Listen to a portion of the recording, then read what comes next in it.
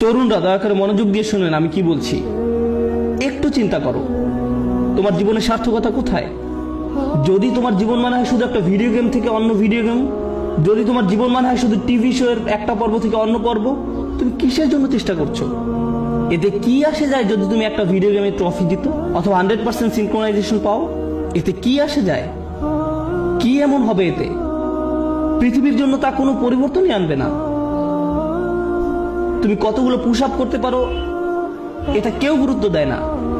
তোমাকে এর চেয়ে বেশি কিছু চিন্তা করতে হবে, এর চেয়ে বড় উচ্চ মর্যাদাশীল কিছু চিন্তা করতে হবে। এবং যখন তুমি সেটা করা শুরু করবে, আল্লাহ তোমাকে সুখ দিবেন। যখন তুমি সত্যিকার অর্থে চেষ্টা করবে, জীবনটা তখন অর্থবহ হবে। আর জীবনটা যখন অর্থবহ হবে, সুখ এবং আনন্দ এনে দেবে। যখন তোমার জীবনে কোনো প্রচেষ্টা থাকবে না, তখন জীবনের কোনো অর্থ তুমি খুঁজে পাবে না। তুমি তখন কোনো কিছুতেই কোনো সুখ বা আনন্দ খুঁজে পাবে না। তুমি যতই গান শোনো, তুমি যতই ঘুরতে বেড়াতে যাও, যতই পার্টি করো, তোমার জীবনে কখনোই সুখের দেখা পাবে না। তোমার সব সময় বিরক্ত লাগবে, নিজের কাছে নিজেকে ভালো লাগবে না।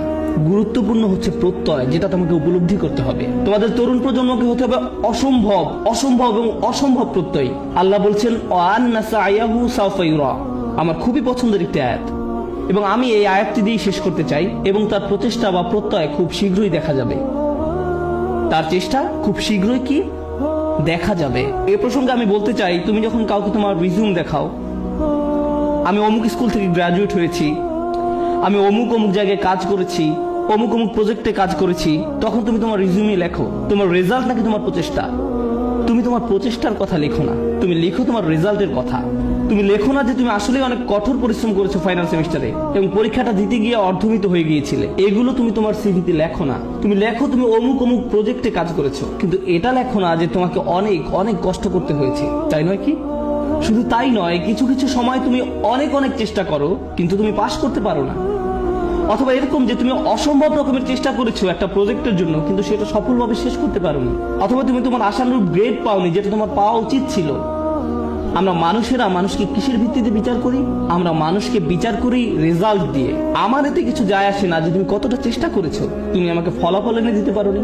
আমার এতে কিছুই আসে যায় না যে তুমি কতটা চেষ্টা করেছো, তুমি পাশ করতে পারোনি, গ্রাজুয়েট হতে পারোনি। বুঝতে পেরেছো ব্যাপারটা? কিন্তু আল্লাহ তোমার বিচার তোমার রেজাল্ট দিয়ে করবেন না। আল্লাহ তোমার বিচার করবেন কিসের ভিত্তিতে? প্রচেষ্টা। আল্লাহ বলছেন এবং তার প্রচেষ্টা, তার অধ্যবসায়গুলো খুব শীঘ্রই দেখা যাবে। এটা একটা অসাধারণ ব্যাপার, কেননা পৃথিবীর বুকে কোনো মানুষই আমার প্রচেষ্টা দেখবে না, কোনো মানুষই আমার প্রচেষ্টা দেখবে না। আমি তোমার প্রচেষ্টা দেখবো না, অথবা তুমি আমার প্রচেষ্টা দেখবে না, কিন্তু তিনি হচ্ছেন শুধুমাত্র আল্লাহ, যিনি আমাদের প্রচেষ্টা অধ্যবসায়গুলো দেখবেন। আমরা সবাই দেখি ফলাফল, আমরা হচ্ছি ফলাফল সর্বস্ব মানুষ। আল্লাহ হচ্ছেন বিচারক, যিনি দেখেন প্রচেষ্টা। সুবহানাল্লাহ, কতই না মহান আমাদের প্রভু। কেউ তোমার প্রচেষ্টার মূল্য দিবে না এক আল্লাহ ছাড়া, সুতরাং কখনোই তোমার প্রচেষ্টাকে খাটো করে দেখবে না। মানুষ হয়তো মূল্য দিচ্ছে না তুমি যে কাজগুলো করছো, এবং তুমিও সাথে সাথে ভাবতে শুরু করে দাও যে এগুলোর আসলেই কোনো মূল্য নেই। কিন্তু মনে রেখো, এটা মূল্যবান আল্লাহর কাছে। আল্লাহর কাছে এটা অত্যন্ত মূল্যবান। আজকের আলোচনা ওই অংশটা বিশেষভাবে বোনদের জন্য ছিল, কারণ তারা কঠোর পরিশ্রম করে এবং তাদের মনে হয় এই চেষ্টায় কোনোভাবেই কিছু হবার নয়। ছেলেরা এমন নয়, কারণ ছেলেরা কোনো খাটুনি করে না এবং তারা মনে করে যে আমি অনেক করেছি, আমি কত কঠোর চেষ্টা করেছি। ছেলেরা নিজেদের সাথে মিথ্যাচার বন্ধ করো। তোমাদের নিজেদের এটা বলা বন্ধ করতে হবে যে তুমি যথেষ্ট করেছো। তোমার অলসতা দূর করতে হবে। ভাইরা, শয়তান তোমাদের ধ্বংস করে দিচ্ছে, সে তোমাদের ধ্বংস করছে। তোমরা এত অলস। নিজেদের কাছে যুক্তি দেওয়া বন্ধ করো এবং কাজ করো, বেশি করে কাজ করো, আবেদন করতে থাকো, করতেই থাকো, অন্যদের সাথে এই ব্যাপারে কথা বলতে থাকো, নেটওয়ার্কিং করো। থেমে যে বলো না যে আমি সব রকম চেষ্টা করেছি তারপর ফল পাইনি। না, তুমি সব রকমের চেষ্টা করোনি। উদ্যম হারিও না, এটা করা তোমাদের শিখতে হবে। তোমরা তোমাদের বোনদের কাছ থেকে শিখো। তারা হলো একটু একটু অপেক্ষা করো, আমি তোমাদের ব্যাপারেও বলবো। কিছুক্ষণ পরেই তোমরা আর খুশি হবে না। তোমাদের সমস্যা কি জানো?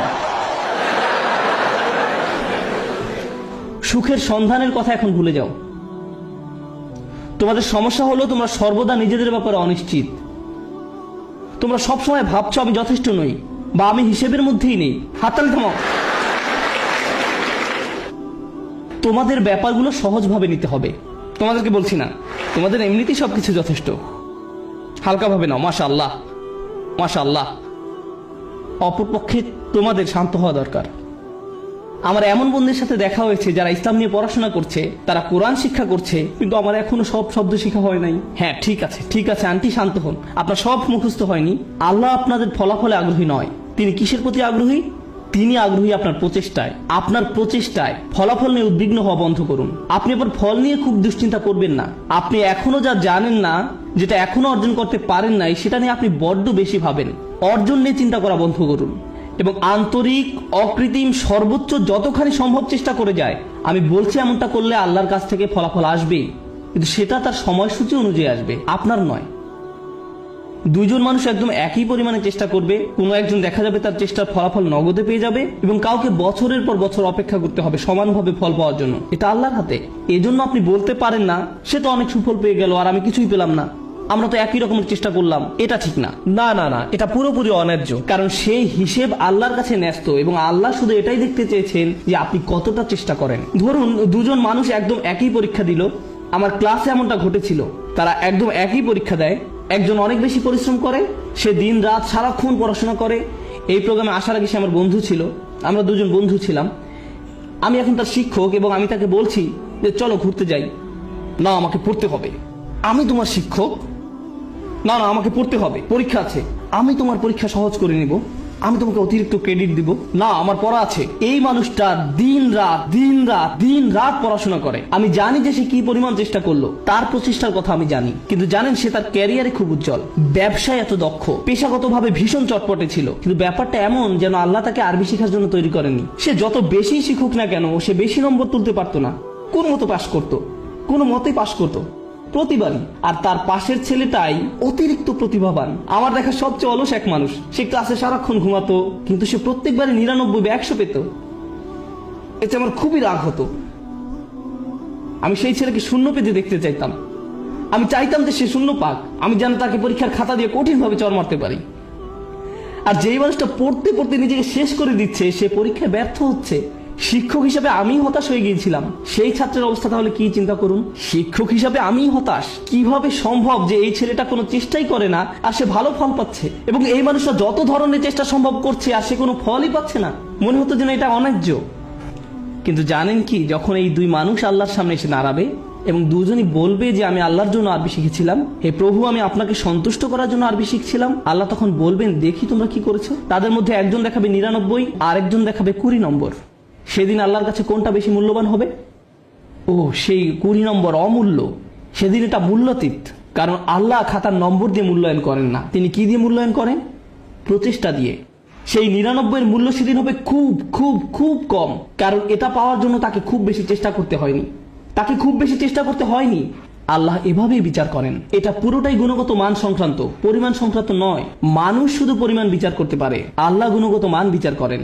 আপনি এখন যা করছেন তার মান বিচার করুন, আপনার যাপিত জীবনের মান নির্ণয় করুন, আপনি যেই দিনটা পার করলেন তার মান, সকালে কি ধরনের নাস্তা আপনি খেয়েছেন, আপনি কার সাথে কথা বলেছেন, আপনি কিভাবে সময় ব্যয় করেছেন, আপনি কি করেছেন, আপনার দিনের মান কেমন ছিল, সেটা আগে ঠিক করুন। এবং ইনশাআল্লাহ তাআলা তবে এই উম্মতের ভবিষ্যৎ খুব উজ্জ্বল। কারণ আপনি একবার যদি পরম সত্যের ব্যাপারে চিন্তা করা শুরু করেন এবং আপনি প্রভাব নিয়ে চিন্তা করা শুরু করেন, তবে এই ঘর থেকে নতুন চিন্তা ভাবনা আসা শুরু করবে, সৃজনশীলতা আসা শুরু করবে, নিত্য নতুন প্রজেক্ট আসা শুরু করবে, যেটা ক্রমান্বয়ে দুনিয়াকে বদলে দিতে পারে, সেটা দুনিয়াকে প্রভাবিত করতে পারে, যেমনটা আর কখনো করেনি।